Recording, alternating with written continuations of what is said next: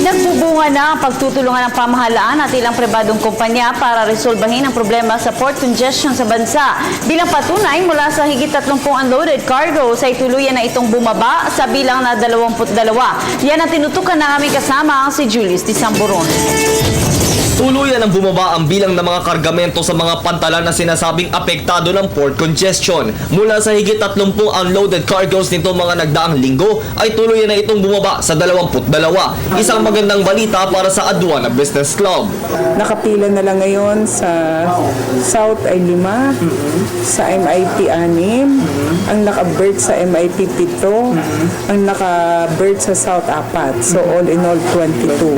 Little by little improvement. And that is a good sign. As everybody will cooperate,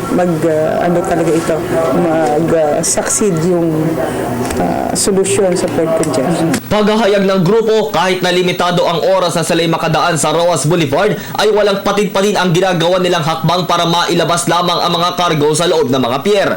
At upang makapunta sa Philippine Economic Zone Authority of PEZA sa Cavite, alternatibo nila ang kahabaan ng Quirino at Osmeña Highway papasok ng South Luzon Expressway. Dahil isa ang China sa prime trade partners ng bansa, ang tanong ng ilang negosyante, may epekto kaya ang nalalapit na Chinese New Year? Ito ba'y makakatulong upang tuluyang mapababa ang bilang ng kargamento sa mga pantalan o hindi? Kaya lang ito ganito kasi Chinese New Year.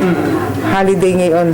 There will be siguro hanggang end of February baka magkaroon ng magandang settlement ang port. Pero by March, shoot up na naman ang mga arrival ng cargo. Siyempre may lull yung import natin from China. Proximity-wise, ang lapit-lapit.